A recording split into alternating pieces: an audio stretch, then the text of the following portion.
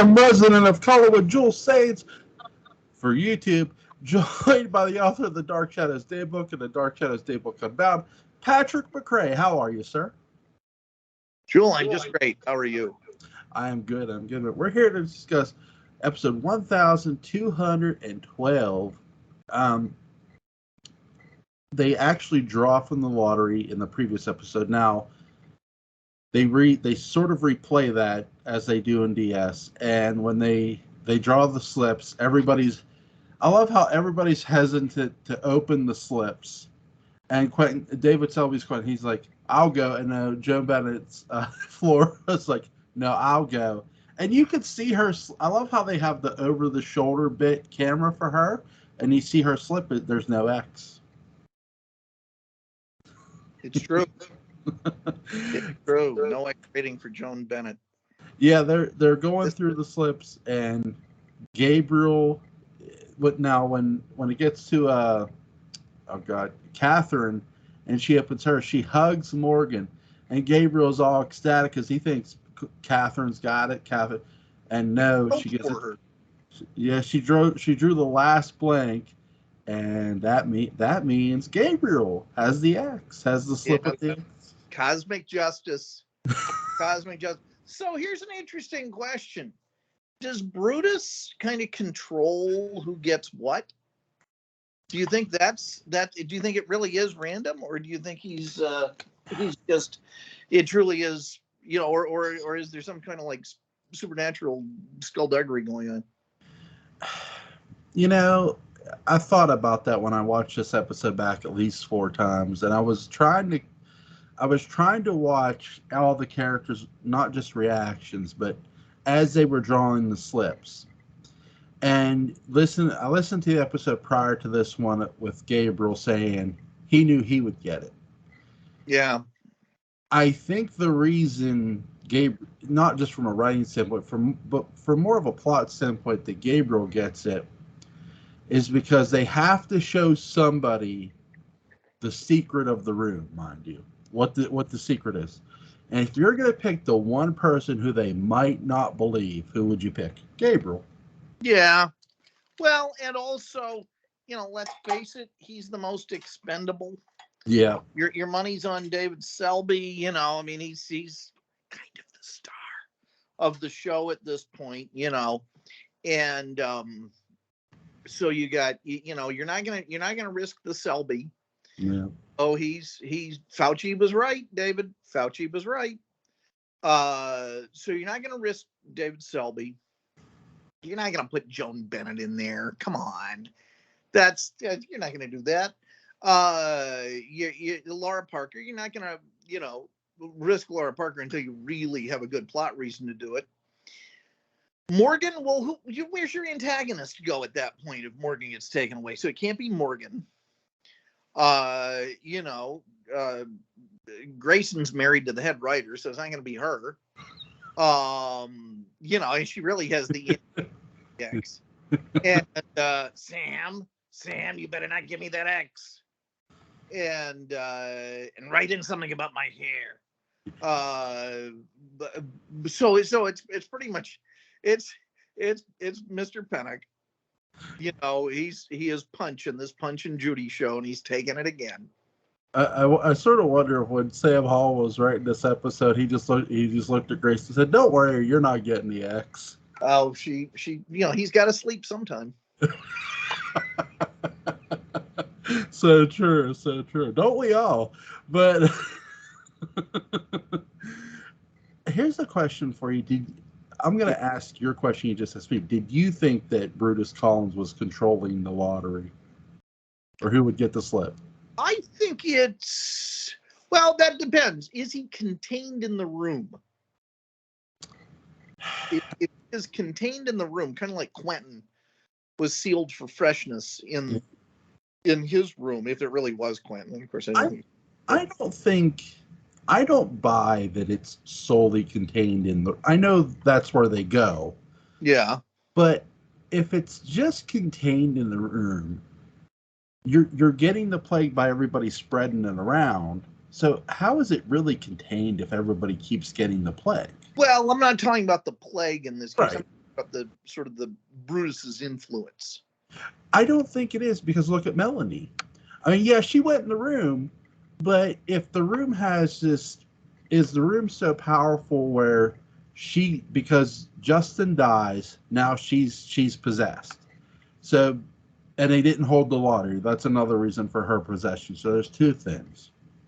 But I don't think if it's just confined to the room, then Melanie wouldn't have got possessed at all. If it's just like, I'm trying to word this correctly. If the room is just, if everything's solely contained in a room, like the Leviathan, he can only change in the room. That's not the case here. If you go in that room and you come out of that room, you're at risk of either hurting somebody, because it doesn't just stay in the room.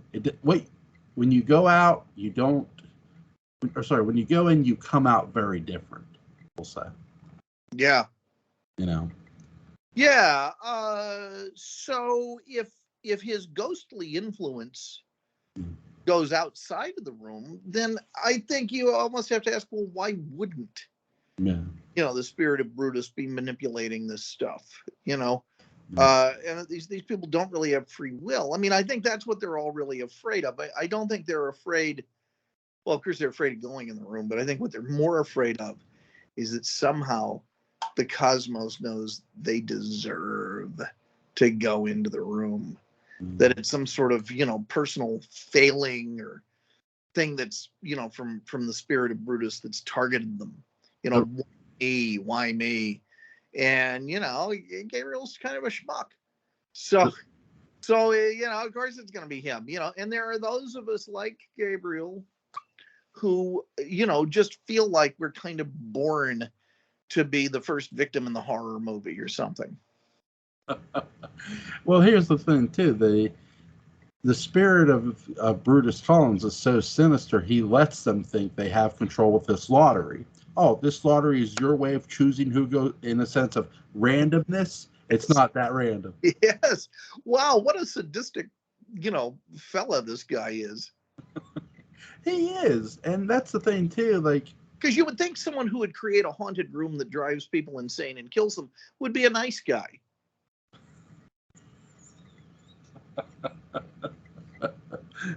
He's misunderstood. He's misunderstood. His beard's just too pointy. How far away are we from the flashback? I'm not sure yet, but I know where we're at now. And I took a sneak peek at the next episode. By the end of the next episode, not this episode, by the end of the next episode, Gabriel goes into the room, but that's for another night. With this, Gabriel is locked into the tower. They get Gabriel to come back. He's locked in the tower room, and when he escapes the tower,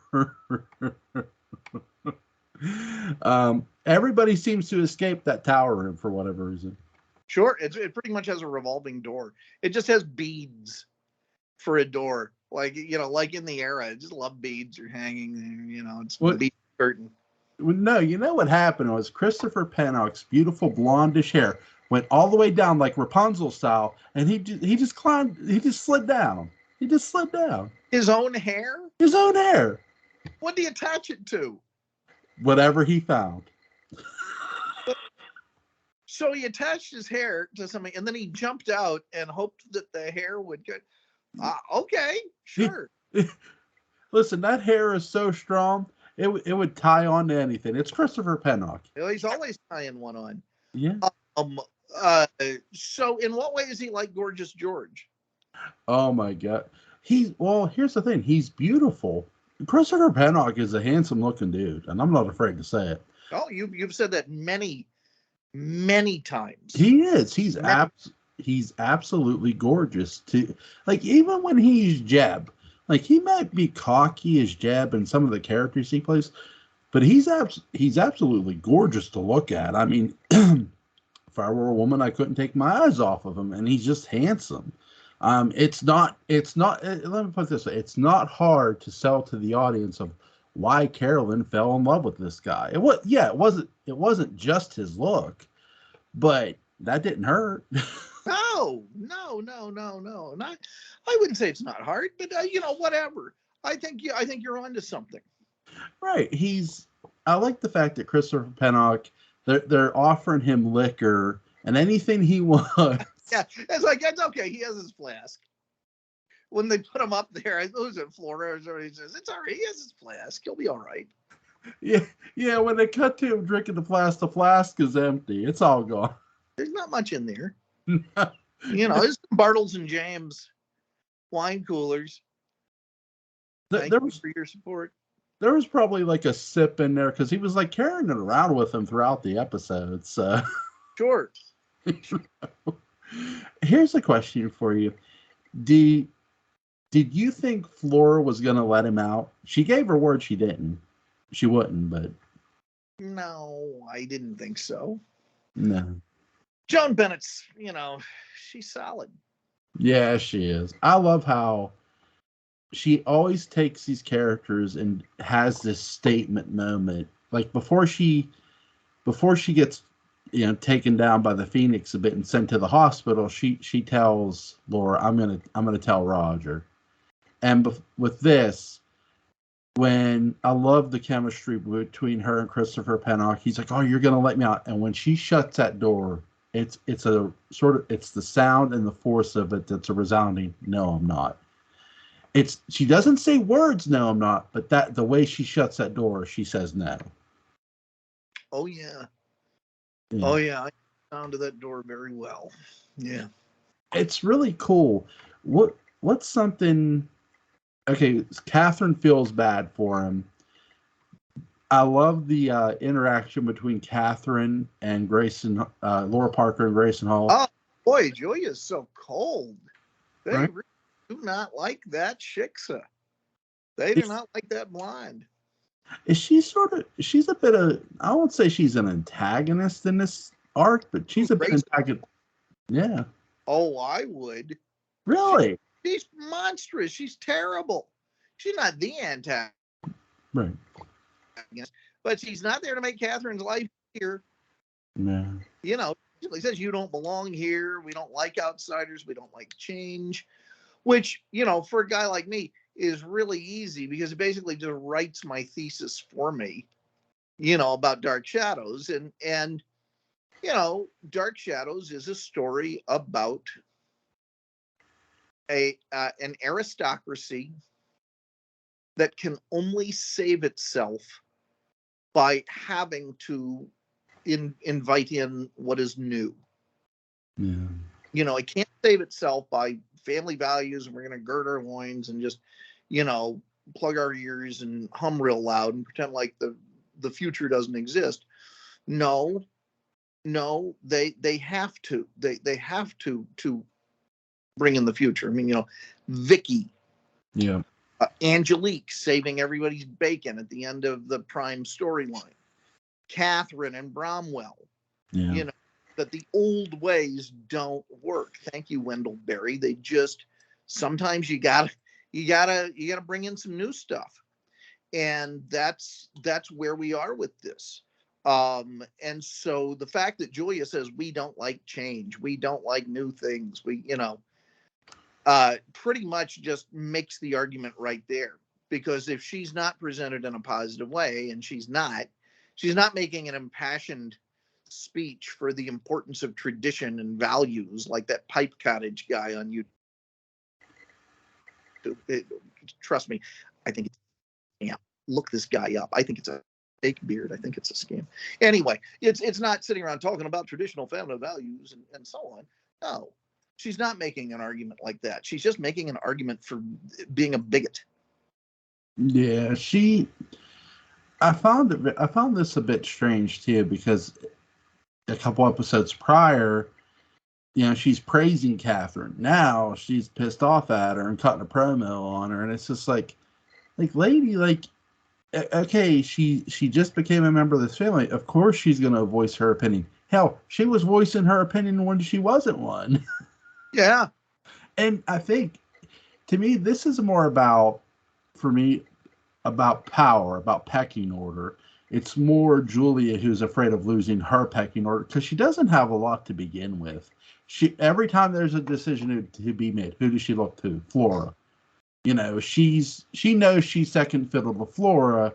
So for me, I'm not saying it's Grayson Hall, but it's more Grayson Hall's character Julia and how Grayson Hall's performing her as, okay, I might be underneath Flora, but I'll be damned if I'm going to be underneath Catherine. And you sort of see that in this episode too with that speech. It's more about, it's a struggle for power for Julia. Yeah. You know. Yeah, very much so. And I love. She's got to be. What's that? She got to be threatened by her. Yeah, I think that's the point of it too. She feels threatened because here's this. Who does Gabriel say? Oh, there's one in the episode prior. There's one person who hasn't spoken, and it was Catherine. And Catherine is sort of somebody who did have the final say in the final vote and say, I'm with the women. We're going to be voted in.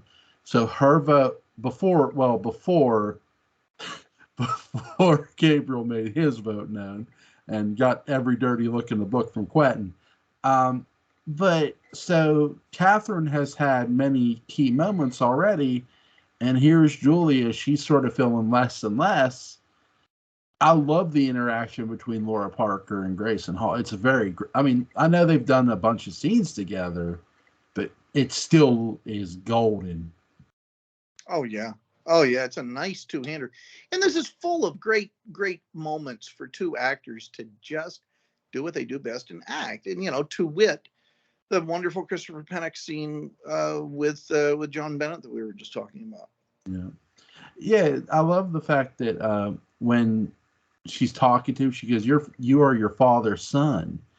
And he's like, well, I'm not like my dad. She goes, yeah, but your dad faced the room with courage, and that's something you need to do. You are a Collins. And I love how he's going to leave, and there's Gabriel stopping.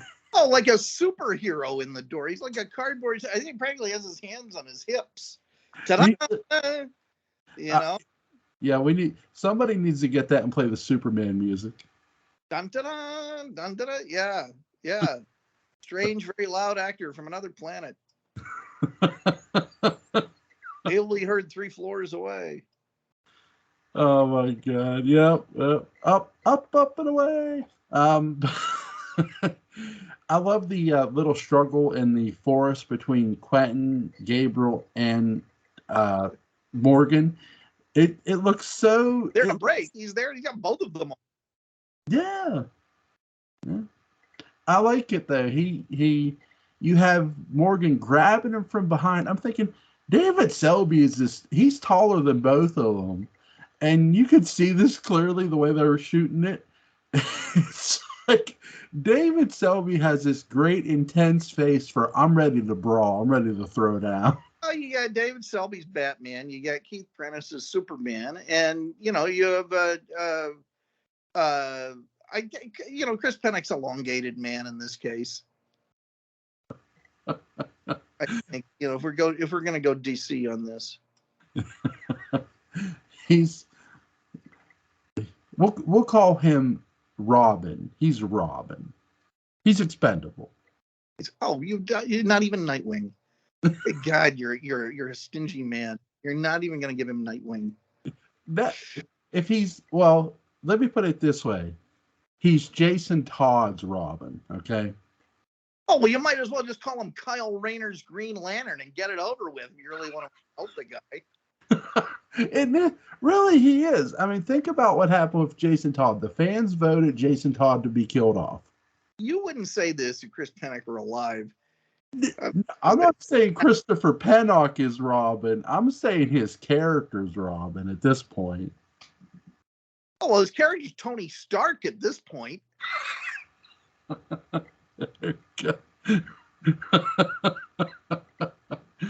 Yeah, that's true too. He's knocking back beer after beer, and I love it. Well, I think it's in the next episode where he's at the Blue Whale, but that's really fun. It's going to be by the time he's done with the whale. Yeah, yeah. Well, sorry, the eagle. Sorry, it's parallel time. Oh, is it? So it remained the eagle longer in parallel time. I guess when does it switch over to the blue whale in primary time? That's a good question because in 1795, to your point, you're saying in the timeline we know, it is the eagle then. Yeah. Um, so in 1841 parallel time, it's still the eagle. Okay. So I that would be an interesting find to find out when the writers actually. I know when the switch occurred. I'll give a date. It's probably gonna be wrong. I'm gonna say about the beginning of the 19th century. Okay. Now, here's another question for you. Um, what else do you wish had been different in parallel time? Oh my God. In this one specifically? What things were different? Yeah. Oh God. You know what? I wish there would have for this specifically. I know he's going to be in other episodes, but I do wish, and I don't know if the reason they did this was because he was so heavily involved in the other parallel time storyline, but a little more James Storm in this arc. Um, Well, you yeah, know, definitely. He didn't get a lot to do. I'm thinking more cosmically. I mean, oh, so I got a couple of things. In 1970 parallel time, to me, the obvious story is Barnabas finds himself over there and everybody's a vampire but him. yeah, And it's a society built on that. They weren't really ready to make bold moves like that. I think they would have eventually, yeah, just in the ratings. Because, Dan already took a big chance with 1795 and it paid off. yeah. Uh, the other thing that I wonder is the 1970 parallel time we go to filled with, and I believe it is, the descendants of 1841 parallel time, in which case is the haunted room no longer a thing? Have Bromwell and Catherine's actions reverberated up, or have they not happened yet? Do you know what I mean? Is that history, or is it history that's changing? I think that by the time we get to 1970, I agree with you. It is 18. It is the sequel to 1841. Uh-huh. History has already. Remember, there's one key character in 1970 parallel time. At least his book is key. William Hollinshead Loomis, and his book, The Life and Death of Barnabas Collins, and the mention of his son Bramwell. Yeah. So I do think that Bramwell and Catherine broke the curse and were successful. Now we don't know that at the time. They're introducing this because we're going to learn that later, which is what we're talking about now. I don't see. That's the one thing I said to a friend of mine who I got into Dark Shadows. I said Dark Shadows to the outside eye can be a bit confusing, but as long as you pay attention, you're fine. Well, it's true. It's true. If you pay attention or if you don't worry too much, Yeah. you sort of let the story do its work and you coexist with it. Yeah. And I do think that with 1970 parallel time, when you read about Bramwell, when you hear the name Bramwell Collins, so Barnabas in another version of Barnabas had a son. He married Josette in another time band. Okay, that time band is different than the one Barnabas is living in. I love Jonathan Frid to death, but Barnabas Collins was a fool for going into parallel time because he thought it was going to change him. No, the change has already occurred, but with the other Barnabas. Yeah. Well, he didn't know. I mean, they weren't teaching temporal mechanics at William and Mary when he was a student there. How do you know? Because I've seen their curriculum. I had their course guide. Oh, okay. I'm sorry. I mean, we know these things. I like that. I do love the fact that with this though, we're seeing Bramwell and Catherine's story. Now, Bramwell does not take part in the lottery. He's still laid up from that gunshot wound, which it's the longest gunshot wound in Dark Shadows history, I think. But but hey, it's Jonathan Fritz. I love his lines while he's laying in bed. That's in the next episode though too, I think. With this, when we finally no, it's in this episode. Sorry. So when we finally get they do mention though too that Morgan is still miffed at Bramwell even though he has Catherine. Yes, he is. Like how is Keith Prentice just naturally born to play an antagonist? He's really great at it. I don't know. I haven't seen him in other things, so it's hard to tell. Mm-hmm.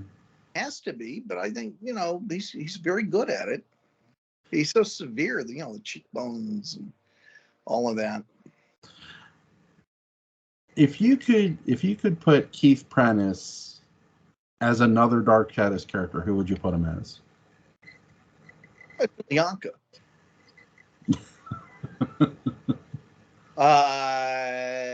I could, Sky Rumson. Yeah. It would have made a really interesting Sky Rumson. Wow. Who would you put him as? I did mention this one before, but Burke Devlin would have been one. I know Mitchell Ryan was great at that role. But another character that's either not a Collins or not too associated with him, but gets involved with him. I would have loved to see him as perhaps no offense to James Storm, but Judah Zachary. Okay, sure. What about his Chris Jennings?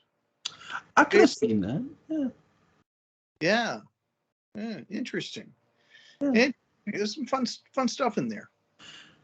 Is it like for Grayson Hall's Julia Collins? She's always playing a Julia, unless she's playing Magda, which I love. She's always playing what? She's usually playing the name. I missed part of that, Joel. I'm sorry. Usually she's played a character called Julia Hoffman, Julia Collins. She has played Magda Ricosi, and she's played Natalie Dupre. Which character do you think suited her best? Which was her best character for you, in your opinion? Magda. I mean, it was written for her. Yeah. It was written for her strengths. It was written to kind of be the anti-Julia. Yeah.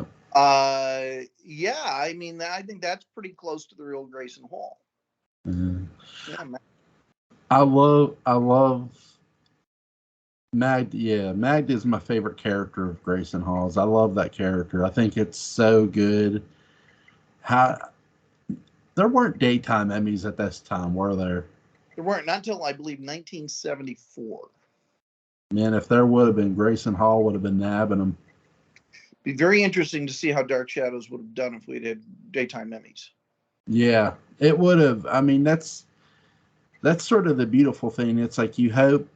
Well, here's a question for you: if or when the Dark Shadows sequel series happens, do you think it'll be on at the day or night? It'll be nighttime. Yeah, prime time, most likely. Yeah.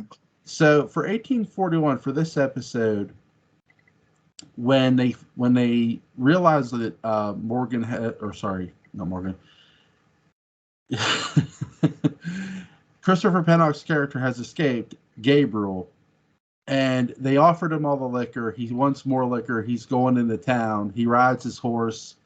I love how Daphne, when Daphne sees him, she's like, Gabriel's on horse. He looks like he's running for his life. He is running for his life.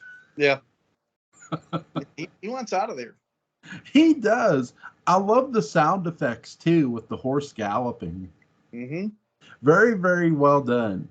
Now, here's a question. How did they do that? Did they have a recording? Yeah. Okay. I'm sure at that point, at some earlier point, they would have had some guy with, shoes and horseshoes and tile and or coconuts like Monty Python or something like that. Yeah.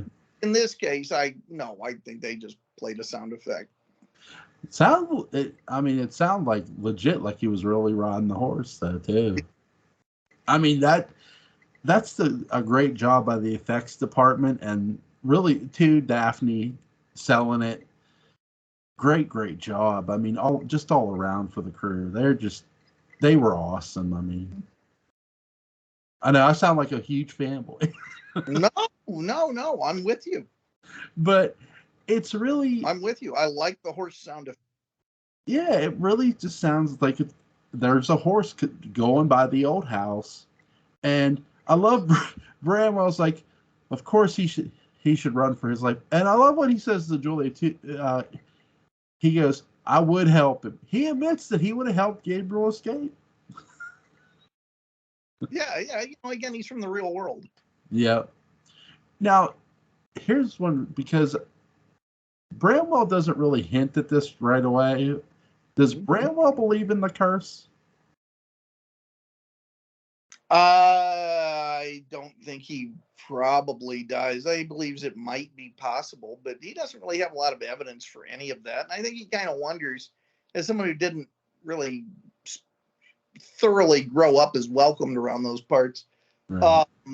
how much it really counts for him. Right. Because it's not like they stop and say, well, we can't do this without Bramwell. I don't think believe in the curse to participate, but they make an exception for Catherine. Yeah, Catherine doesn't have to believe to participate. She's a Collins now by marriage. She can throw in with us. Sure, why not? Just close your eyes and say, I do believe in Satan. I do believe in Satan. And Satan comes back to life. It's a beautiful children's show. Here's in Zuzu. Okay, the 1966 series. Who would you have cast as Satan? Okay, now wait. If they had Diablos, 1966, who among the established Dark Shadows cast, or just who would I have cast? Who would you have cast? Gene Rayburn. Nice. Host of Match Game. Look at how he smiles, and that weird Mephistophelian grin. Yeah, Gene Rayburn. Nice. I like that. Who have cast as Satan? There's for the 60s. There the one, the only Rod Serling. Oh yeah, the Rod. Yeah, sure, absolutely. He would have been great as Satan. No, he would have been great. Yeah. combine the great Satan or Grayton. Was there ever talk of Rod Serling doing anything with Dark Shadows or no? No. I mean, Rod, for one thing, he worked for another network. Yeah. Although I don't know, maybe Night Gallery was on ABC. Was it, or was it NBC? I don't remember. I wasn't born yet. Yeah, Rod really was not an actor. Right. And I don't think that the demands of Dark Shadows really fit his skill set or his timetable or things like that. He would have worked himself to death on it. He probably would have died a couple of years earlier. Because the guy just worked himself to death. He couldn't say no. Yeah. So I'm sure if they had offered it to him, he would have said yes. But he had game shows to host and things like that. Thank goodness. It just slowed him down maybe a little. But yeah, the 60s though they were full of interesting. Jonathan Harris. Yeah. Dr. Smith. Yeah. I'll tell you who for a female Diablos. I think I would have put Diablo. Yeah, Diablos. I'd have put Alexandra Mulkey. It's an interesting casting choice. It is. Yeah, sure. I wonder who I would have cast. Yes, there would be. Female Satan of the 60s. Anita Bryant. I don't know. Gosh. Well, you stumped me with this one. Female Satan of the 60s. I mean, there's always Julie Newmar. Yeah, there you go. Yeah. No, Diana Rigg. What am I saying? There's female Satan of the 60s. I rest my case. For an outside Dark Shadows, for a non-Dark Shadows actress who wasn't on the show, though she was in some westerns. Now, when she was in her early westerns, her English wasn't the greatest, but as it came along, her English was really good. Claudia Carnell. Yeah, sure. You know. Yeah, why not? Why not? For this episode, what's your favorite part? I think the two-handers, specifically the two-handers between, Julia and Gabriel, and then Gabriel and Grayson Hall. But also just that hilarious moment of opening the door, and there's Keith Prentice right there posing, millimeters away from the door itself, just waiting for his entrance. That's great. How long did he stand posing like that, just hoping? Just like a couple. I think it was a couple of seconds. Somebody needs to do put the Superman outfit right on Keith. Sure. This looks like a job for deep fakes. That's right. Absolutely. Or if not Superman, at least put one of them, Superman or Batman, whichever one you want. More Superman because he does sort of look like he's posing for it. But he really does. He really.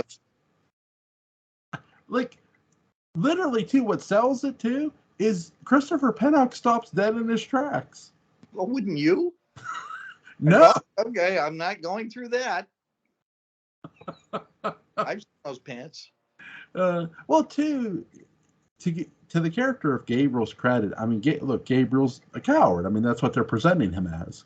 And so, here's Morgan, who's already won a duel. So here he's not armed, but he's looking like the Man of Steel. He's not armed. He's packing the heat. That's right. That's right. Oh my God.